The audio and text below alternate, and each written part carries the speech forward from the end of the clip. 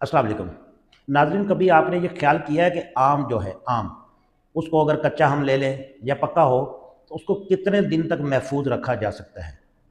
कच्चे आम की मिसाल ले लेते हैं। कच्चा आम जो है वो 2 दिन 4 दिन हफ्ता हर 10 दिन उसको आप महफूज रख सकते हैं। लेकिन अगर आप उसी आम का अचार बना लेते हैं तो वो सालहा साल महफूज रहता है, गलने सड़ने से बचा रहता है। इसमें आपका क्या कमाल है। आम पैदा करने में आपका कोई कमाल नहीं है। आम पैदा करने में अल्लाह ताला की कुदरत है, अल्लाह ताला की हिकमत है।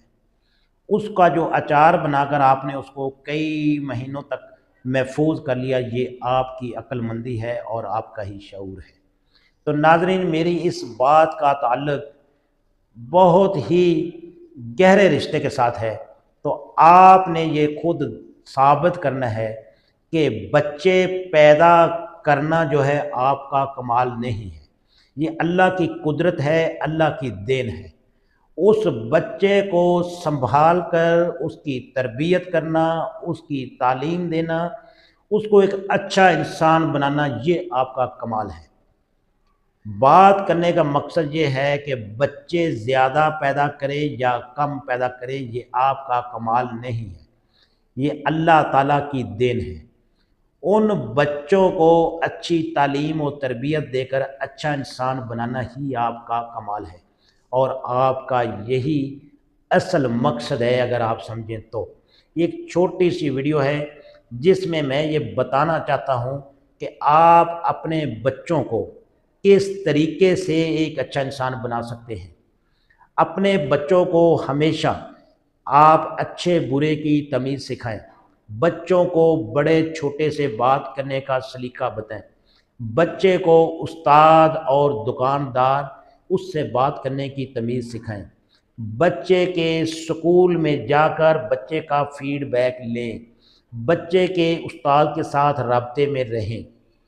बच्चे के दोस्तों पर कड़ी नज़र रखें और हो सके तो उन दोस्तों के साथ राब्ता भी रखें और गैबाना तौर पर या खुफिया तौर पर उन बच्चों का फैमिली बैकग्राउंड, उनका उठना बैठना, उनका चाल चलन, ये देखना भी आपकी ही ज़िम्मेदारी है। बच्चे में नोट करें कि बच्चे के पास अगर आपने मोबाइल नहीं लेकर दिया, वो मोबाइल उसके पास अगर आया है तो कहाँ से आया है, जिस बंदे ने मोबाइल उसको दिया है उसका मकसद क्या था।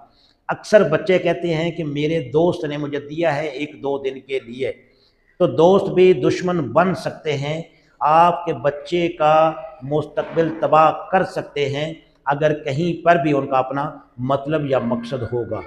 अगर बच्चे को आप ज़्यादा जेब खर्च नहीं दे रहे और आपका बच्चा महंगी चीज़ें लेकर इस्तेमाल कर रहा है तो उसमें भी आपने ही गौर करना है। कोई बाहर से नहीं आएगा, कोई महल्लेदार, कोई रिश्तेदार ये चीज़ नहीं करेगा। हाँ, एक बात ज़रूर जहन में रखें, अगर आपका कोई भी रिश्तेदार, कोई अजीज़, कोई दोस्त, कोई महल्लेदार बच्चे के बारे में कोई ऐसा फीडबैक देता है, कोई ऐसी खबर देता है जिसके मुताबिक बच्चे की एक्टिविटी ठीक नहीं है, उसकी महफिल ठीक नहीं है या उसका उठना बैठना ठीक नहीं है, तो आपको बजाय उस बंदे को डांटने या उससे नाराज़ होने, आपको चाहिए कि आप अपने बच्चे की खबर लें। देखने में यही चीज़ आई है और यही सिस्टम चल रहा है। अगर मैंने किसी बंदे से कहा कि मैंने आपके बच्चे को सिगरेट पीते देखा है या किसी गलत शख्स के साथ देखा है या उसकी कोई एक्टिविटी मुझे मशकूक लगी है, तो वो बंदा बजाय उस बच्चे को समझाने के उल्टा मुझे ही पड़ गया और ये आपके मुआशरे में चल रहा है। 99% ऐसे लोग हैं जो अपने बच्चे की बुराई सुनना ही नहीं चाहते। होता क्या है कि वही बच्चा कल को बड़ा होकर कुछ ऐसे काम करता है कि फिर वालिदैन जो हैं उस पर काबू नहीं पा सकते और वो बच्चा उनके हाथों से निकल चुका होता है।